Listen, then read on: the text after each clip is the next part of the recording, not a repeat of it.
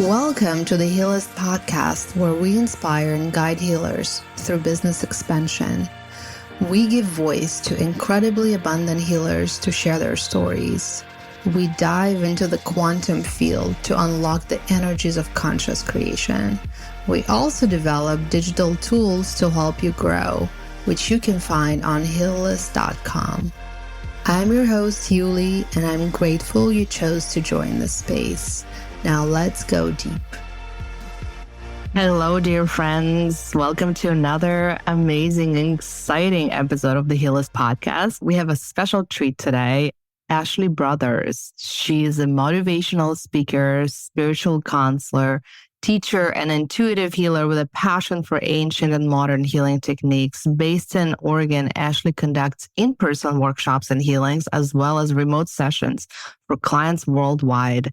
Her unique approach blends techniques from diverse cultures, merging science with spirituality to access alternate state of consciousness for healing and empowerment. Trained in psychic mediumship, journeying, soul retrieval, divination, oracle work, dying consciously, chakra illumination, Reiki, massage, craniosacral therapy, sound therapy, pranic healing, reflexology, and countless shamanic initiations and ceremonies. Ashley's journey spans over 2 decades of profound spiritual exploration and growth. You can tell why I'm so excited to talk to her. And just a quick note, just a couple of days ago, I actually had a session with Ashley doing my own shamanic journey and healing, and just a really profound conversation for over 4 hours, which is probably the longest healing session I've done. And it's been incredible. So I have, I think, a really special perspective. And I cannot wait for this conversation, because as we were doing our session, we got deep into conversation about quantum physics and spirituality. And this topic just emerged naturally. And as you know, anyone who listens to the podcast, quantum is my field that I love exploring. And I love even more meeting people in this spiritual space that are as passionate about quantum physics as I am. So, Ashley, you're a gift to this podcast and to our listeners. Welcome. And if you would like to set your intention, please do so. Thank you, Yuli. That was a really beautiful introduction, and I feel really grateful and appreciative. My intention for this podcast is to truly teach people that they have the power within themselves to transform their lives. A lot of people think that they have to go to healers or do extraordinary things in order to have a better quality of life or health. But if you just learn certain techniques or formulas and do them consistently, people can really change the trajectory of their life, even to the point of healing really intense terminal diseases and things like that.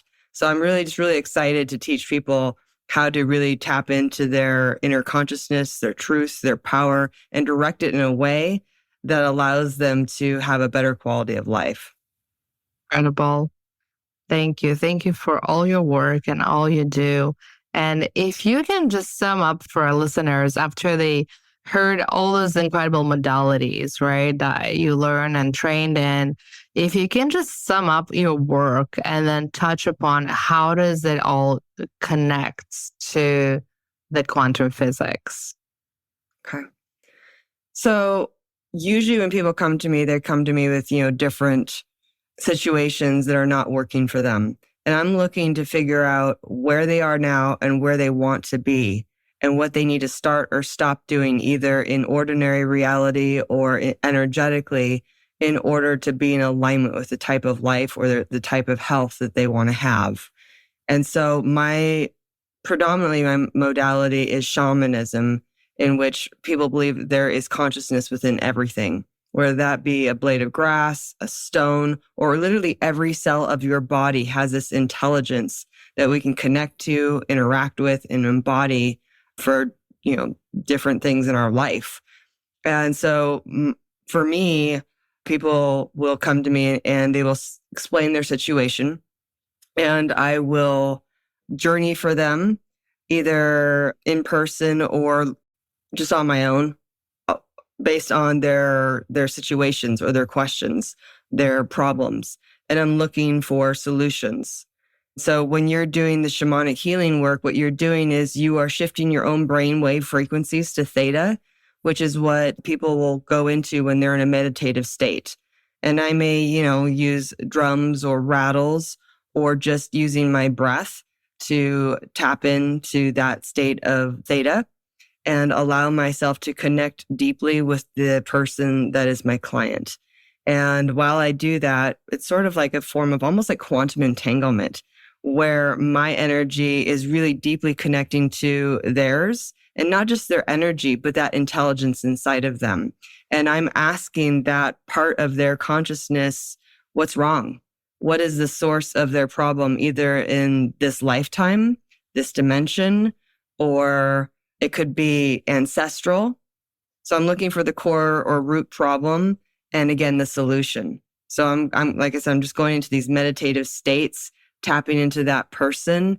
And in some cases, I will actually see a visual of them where it looks almost like an X-ray in my brain, where I see their light body, and I will see where there's shadows, and the shadows would indicate where there's either a blockage or an entity or energy of some kind attached to them that needs to be removed, or it's an absence of their own consciousness in that part of their body that is basically the result of abuse, trauma, or neglect.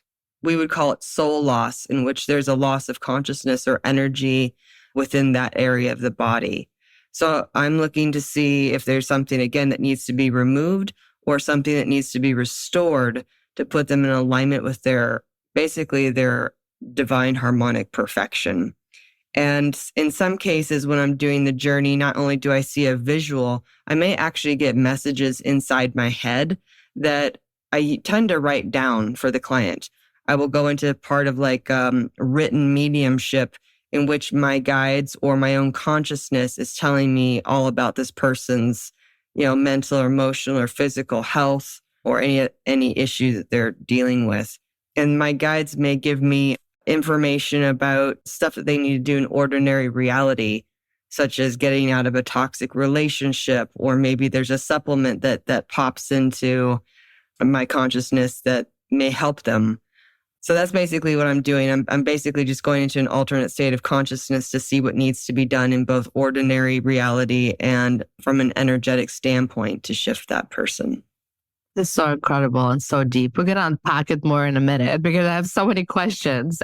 So first of all, when you say that you connect with a person, what do you mean by the word person? So is it their energetic field, their soul?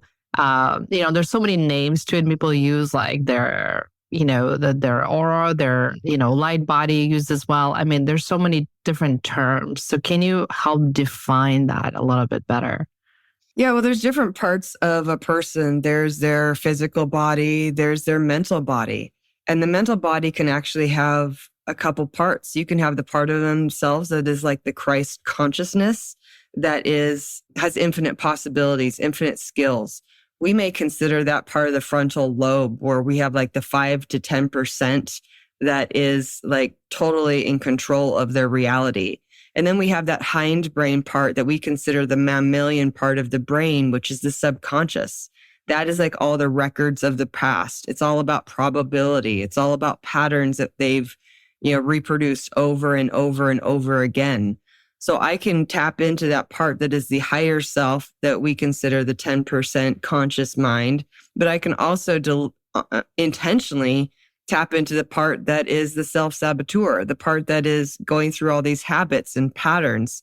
And when you're a shamanic practitioner and you're setting an intention, it's either like turning the dial on a TV or radio station to get a specific channel, like the Spanish channel, the news channel, the classical music, the rock, or it's like putting in an address into a GPS device and you figure out what a person needs to do to get from one place to another. So just setting the intention alone will determine what part of the person's psyche or consciousness you're connecting to, whether it's just the light body, the energy body itself, whether it's a part that's actually going to speak back to me and tell me what's going on with them, or if I want to see something or I want to hear something, just setting the intentions alone tweaks the dial on purpose for what information I get.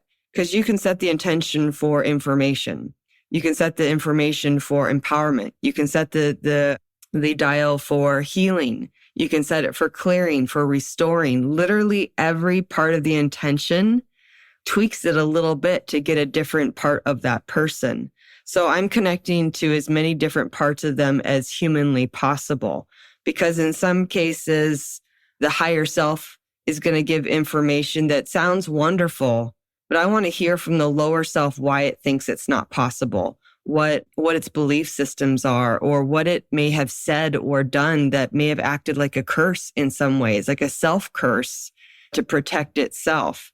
So I have learned through just years of practice to learn to ask specific questions or set specific intentions.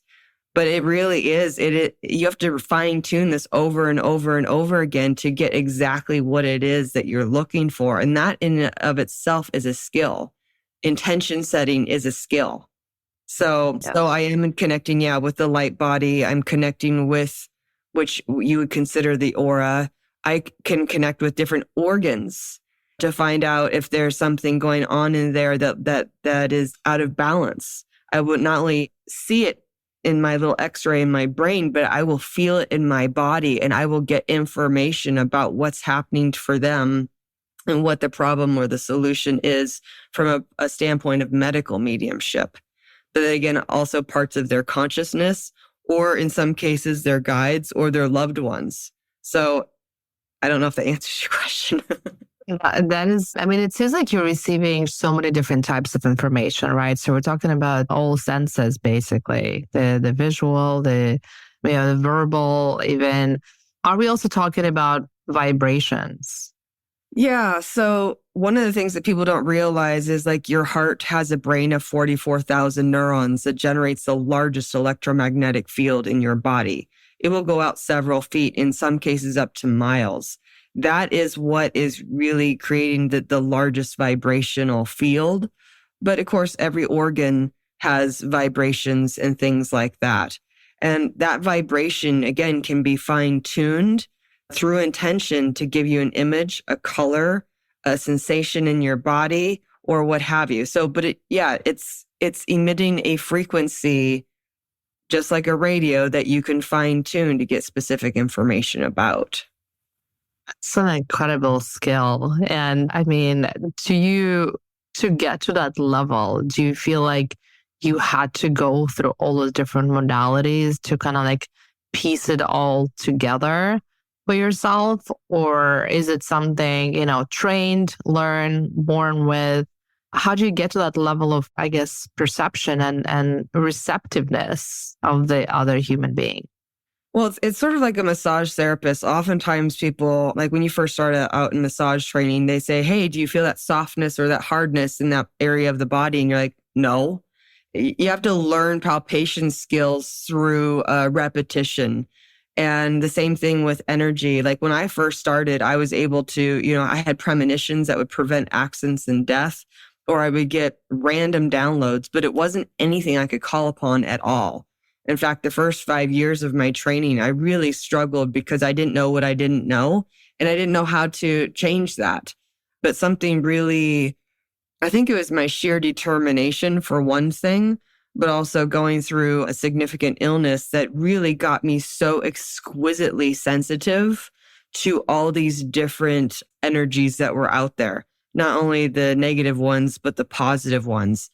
The trick was I had to learn to interpret all this different information, whether it be a sensation in my body, a message that may be either direct or metaphorical. I had to learn to interpret a symbolic message or an image, because sometimes or oftentimes spiritual images, they are not a direct translation. They are a symbolic, and a person has to learn to interpret things. So it just came from 20 years of practice. But I had one teacher in particular who really taught me to listen. He taught me reverence and to truly build a relationship with the other side. And he was the one that really showed me that it was not just something you do occasionally, like a 10-minute or 1 hour meditation. It is literally all day, every day. So in some cases, I spend 8 hours doing this. And I will, if I don't get the information I want, I learn to ask a different question or set a different intention. So I'm constantly tweaking through hours and hours and hours of doing this.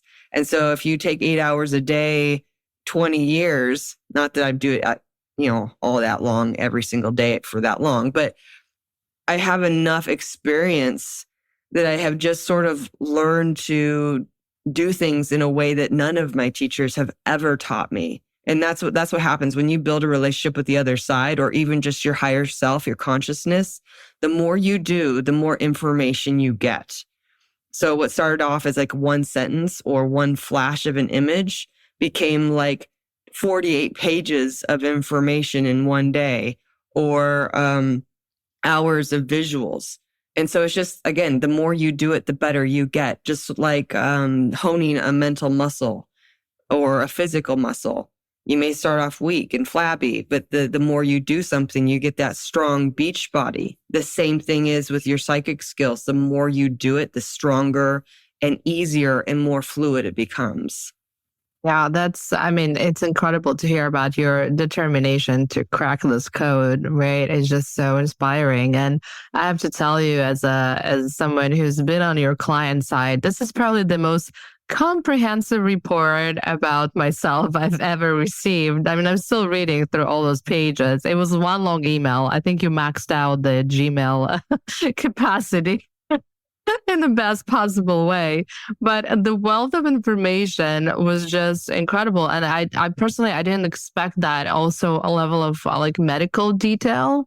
And not just the diagnosis, but also a very helpful suggestions. And I mean, I don't want to call it a treatment plan, right? Because we're in different realms here, but some really actionable recommendations that are very holistic, very easy to implement, totally aligned with and totally spot on. So I'm just admiring that ability to receive different kinds of information. And I feel like, the report went from anything from the sole purpose to the very nitty gritty of my gut health, which is really incredible. And I'm amazed and hearing about your process. I mean, it makes sense that, the level of training, of tuning in and, definitely kind of dictates the level of information you're receiving. And it seems like you really mastered that. So I'm just very impressed. Oh, thank you. I think it's interesting. Like, people are doing this all day long, but they don't realize what they're doing. There's that phrase where attention goes, energy flows. They're not joking. It's just that most people, they are focused on worst case scenarios of the negative, and sort of like in quantum physics, wherever you look for the electron, there it is. And so a lot of times people, their attention is being caught up in distractions like social media or whatever somebody else wants from them. Like when you're scrolling on TikTok or Instagram, somebody wants your attention. And they have learned to keep that attention through dancing or saying something or whatever. And so instead of us directing our attention to what we want or what we need, we allow others to direct it. And if we're listening to news or other social media things, people are programming us constantly through words, through images, through stimulation, versus us doing it for ourselves. And so once they've hooked onto our attention through quantum entanglement, we have now come into their world instead of them coming into ours. And so when we get hooked up into that, we may spend, I don't know how many hours of our day either focused on what we don't want or what have you. And we're generating this emotional field that is so strong. It is giving life. It is giving birth to our thoughts. And so people, again, when they allow themselves to get hooked into the negative or the gossip or worst case scenarios, they are doing the same thing, but they're doing it in a destructive way. So I'm deliberately trying to direct my attention into a constructive, manifesting, healing way versus being in an unconscious, unaware, destructive pattern. But it's the same energy. It's just directed or misdirected. Same continuum, same spectrum of energy. It's just, how it's directed. Now, this is so profound. And hopefully more and more people are realizing that these days too. I think there's like a little bit more talk about anything from like mental diet to, like social media diet, right? Like not in a negative way about like dieting necessarily, in terms of losing weight, but dieting as kind of like being more conscious of like what we're consuming, not just in our physical bodies, but with all of our receptors, right? And like I love that you mentioned like quantum entanglement, because this is like how personally I feel with TikTok as well. I feel like when I open the app, like I'm not in control of my reality. Information flows, like I'm not in a control position. Information just kind of flows to me and I don't have much control over it, or I don't have my filters, right? On other platforms like Instagram, you can really like fine tune your feed to actually be what you want it to be, which is more inspiring and uplifting maybe. But some other platforms, they definitely hunt on that, ability to hook you into something that you didn't. And when we are in that passive state, we consume mindlessly. Right? Just like overeating, just like, you take that like pack of ice cream out of the fridge and a few minutes later, you didn't even notice that it's gone because you were just doing it mindlessly, right? You didn't mean that. So it's like the same with social media and other platforms. And I think it's just like such a smart way to put it, that it is that entanglement and you're allowing the other party to have access to your field. Yeah, well, when like I said, where attention goes, energy flows. When you give somebody your attention, you not only do they consume your energy, they consume your time. And so a lot of people will find they've scrolled for like 4 hours or whatever. They've just consumed your energy and your time, and you may feel weird afterwards. You might feel a little high because they are feeding you something that is almost like a dopamine hit through their antics or their words or whatever. So you get a temporary high, but while you are getting this little fix, you are being consumed. Your time's being consumed, your attention's being consumed, your energy's being consumed. And so you might feel depressed or anxious later and feel like you need to go back into there for another fix. But again, every time you do that, you're being consumed. When you push the little heart button, give them your comments, you are feeding into the machine. But it's the interworld of the middle world. The middle world is where we have form, but in interworld, like heaven and hell are interworlds. Your higher self is an interworld, but the internet, it's another inner, it's a place without form, but it's connected like a web, like they call it the World Wide Web. You are connected to this hive mind where people are constantly vying for your energy, your attention to boost them up. So you're feeding them, but draining yourself. You're giving them, your likes and whatever that gives them the awards, the accolades, the number of users, maybe money, maybe, whatever it is. And you become less of you and more of them. Because when you are doing this quantum physics realm, there is power of proximity. And that proximity may mean like, let's say you're even in person with somebody. If you have a higher vibrational person with a lower vibrational person, that higher vibrational person will lower by a minimum of 30% in energy, performance, mood, and what have you. And proximity can also include whatever you spend your time listening to. If you're listening to death metal, if you are listening to podcasts or things that are like, negative things about world events or news media, that stuff coming to you has a way of changing your vibration for better or worse. And it really is just through attention. You've immediately become quantum entangled. And so the shamans in our classes would say, don't listen to death metal, don't watch porn, don't watch all, these things that are like horror movies, because what it does to your third eye is incredibly destructive. And it takes so much to offset it, because not only do you have your mental body in tuned, your heart chakra, which again has the largest electromagnetic field in your body, your emotions are that heart. When they've hooked your emotions, they've got you. And that those emotions are really what power your reality. Because if you're neutral, you don't get what you want. Your manifestation doesn't happen from a neutral space. It comes from an intensely emotional space with repetition. And so when you're watching or listening to something that has hooked you emotionally and forced you to remember your past, like your broken relationship, or they've fear mongering, or all the things that make you angry, or whatever. When they're doing this, they're directing your attention, your energy, as well as your emotions. And whatever they're doing with your emotions is what is either draining or feeding your energetic body. Yeah, I mean, so true and so powerful.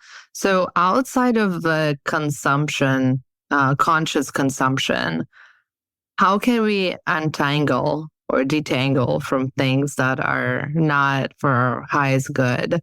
I mean, in case of, media, it's a little easier. It's more about self-control and just awareness, right? In case of people, it's a little more complicated. I mean, I wish in our ideal world, we always hang out with only highly vibrational beings, always higher vibration than we are. But this is not our reality. So how can an average person protect their field from those influences?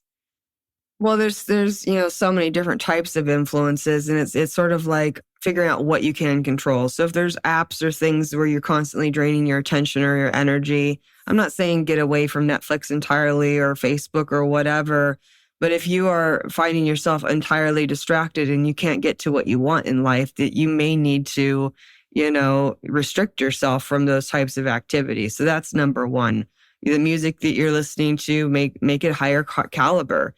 Not all this, cheap stuff it's really about degrading women or some other thing, again, death metal or screwing somebody over. Like, just really get rid of the things that are directing your attention to those types of, again, music or media or news or certain things, but also just really be conscious of your relationships.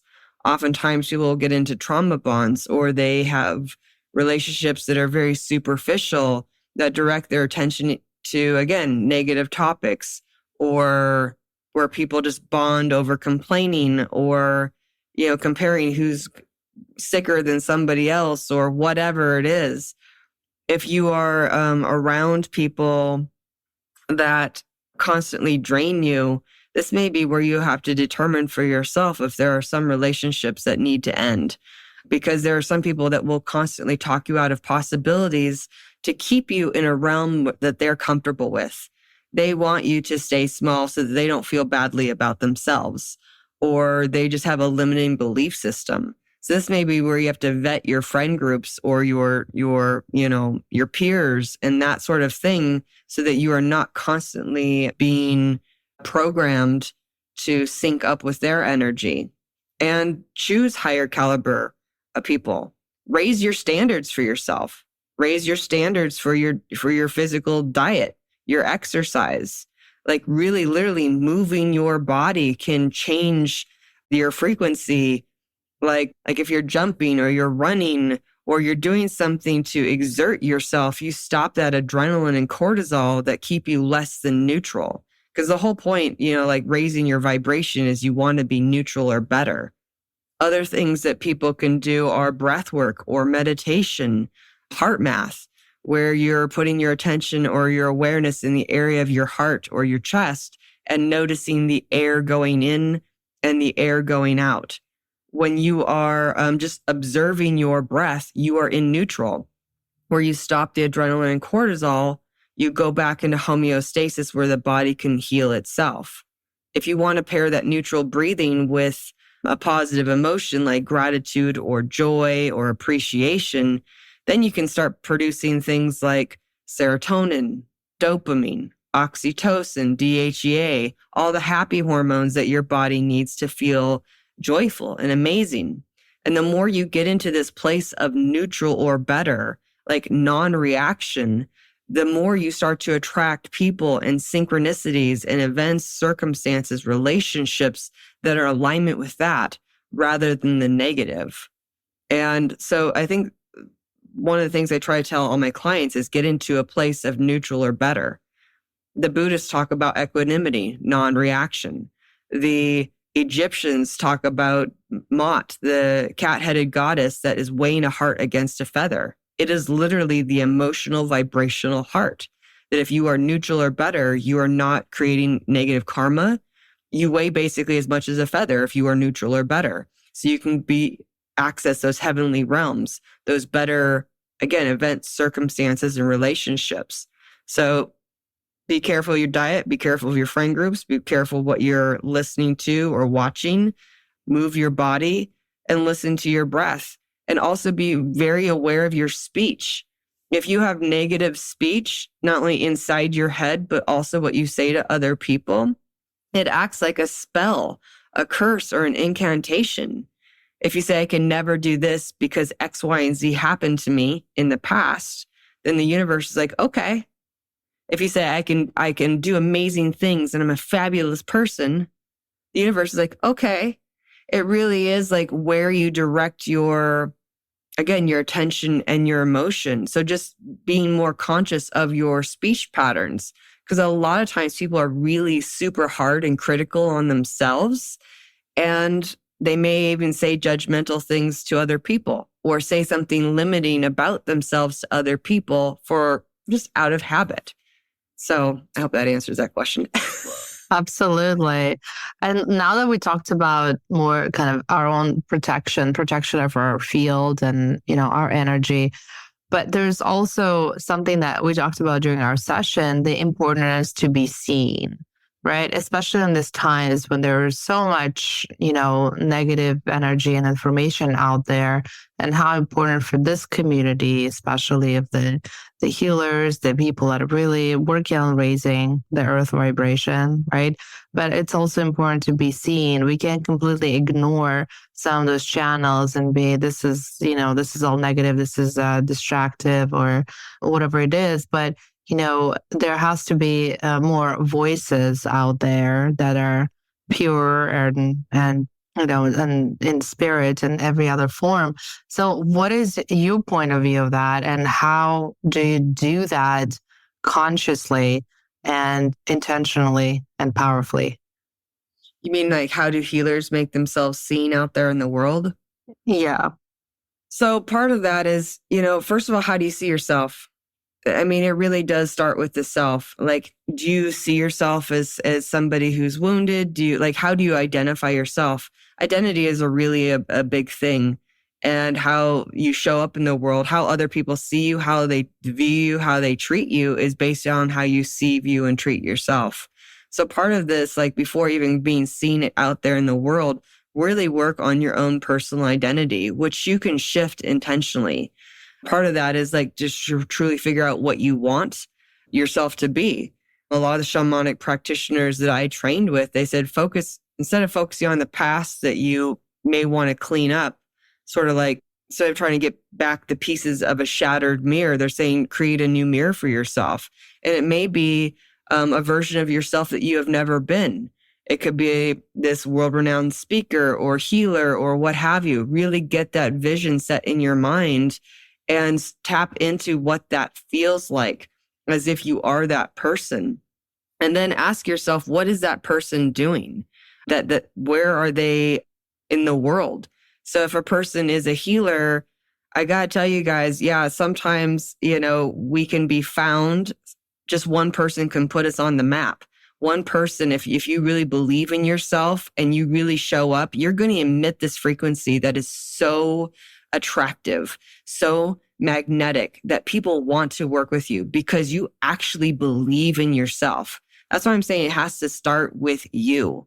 So if you tap into yourself, and not from an arrogant or egotistical point of view, but you are so passionate about what you do and you believe in not only the work, but you as the practitioner, you're going to attract people to you.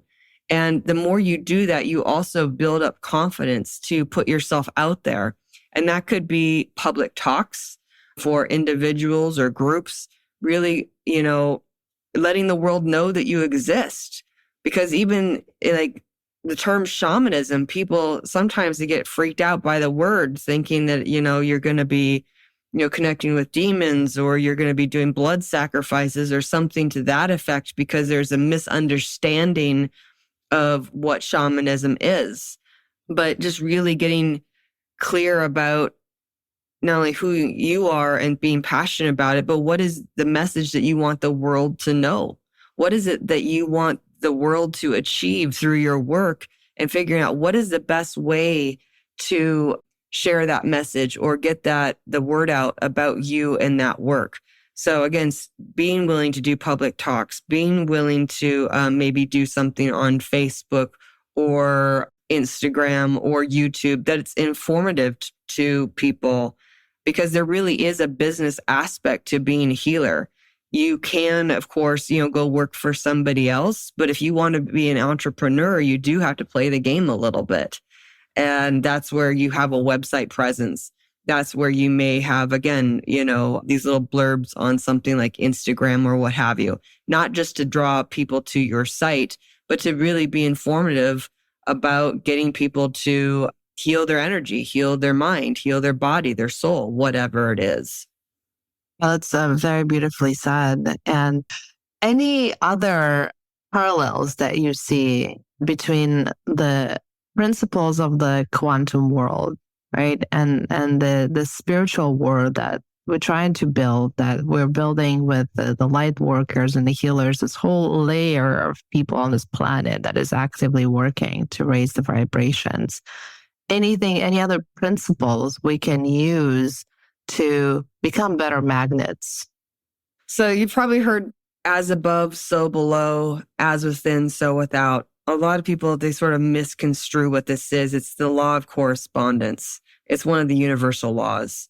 What they mean by as above, so below, what you think in your head is what is put into your body.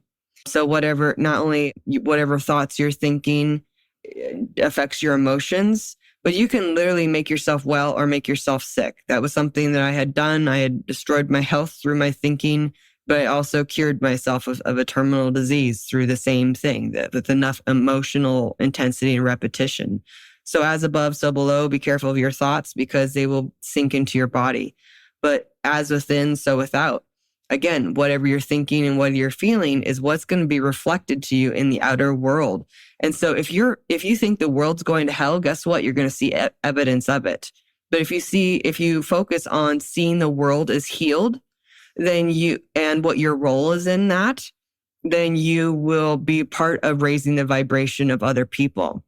When you're dealing with people, if you're a healer, oftentimes, like a lot of my shamanic practitioners or teachers, that they're trying to teach us is see the person whole. If you just see their illnesses and make yourself responsible for fixing them, then you are really limiting your range. But if you see this person as already whole and you keep fixating on them going into a fully healed state, you're seeing their perfection. You are anchoring in through quantum entanglement a fully healed individual, regardless if you are the responsible for it or not.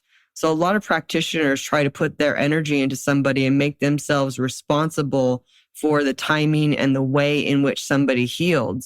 But if you really anchor in that they are fully healed already, not only do you speed up that process for them, but you also allow for the universe to work on healing them without your participation. And so part of this is, again, not focusing on the problems and then talking to other people about it, because that is constructive or destructive interference, where you have two or more people coming together to talk about negativity and you amplify that negativity. But you can have constructive interference where you have two people talking about positive things and really like coming together as groups or pairs or whatever to create a better reality out there. So truly focus on the earth becoming healed, the earth getting better, people waking up. So don't get together and complain about what's going on in the world. Go like see it whole and really inspire people to see themselves as already healed. It's such a beautiful analogy. And I love the idea of constructive interference. I want to maybe rename this podcast because I just love this idea, and I can imagine all the waves and the particles being amplified with that vision. Ashley, we're running out of time. I feel like we could talk for hours. This is just such deep, deep subjects, and you're just a wealth of knowledge. We might have to do a follow-up episode. I'm just warning you. I would love it. Any last quick words of wisdom? Yeah, I would just say to people, really be clear with not only for yourself and the universe about really what you want. Don't be afraid to dream. And really have unwavering faith, literally, quite literally unwavering faith in your vision and see it done. And keep practicing that over and over and over and over again until it becomes a reality. Do not allow yourself to waver. Don't let anybody talk you out of possibilities. Keep the power of your dreams to yourself, like a little baby in the womb that is forming, and keep feeding it whatever energy you need until that baby comes into fruition, when it stops being just a thought and an emotion inside your body and really starts to come out in the external world. Allow yourself to truly be the mother, the God figure in that reality in which you have unwavering faith in your dreams, even if your other five senses say it's impossible. Forget the five senses right now, because I'm going to tell you, as a person who's healed a terminal disease, seizures and strokes, you can make the impossible possible through enough intensity and repetition. So just truly understand or convince yourself, however you need to, that what you have chosen has also chosen you, and that it is absolutely devoting its entire existence to being one with you. So that's really what I'm really trying to put out there to you, that really be devoted, believe that you have been chosen by the people and the things that you have wanted, and do not cheat on those dreams with fears and with doubts and with anything else. Just really be 100,000% devoted to what you seek. So beautiful and deep and powerful. Ashley, you're such a gift. Thank you so much again. So just grateful to meet you, to have a chance to share your wisdom with our listeners. So please keep doing what you do. Thank you.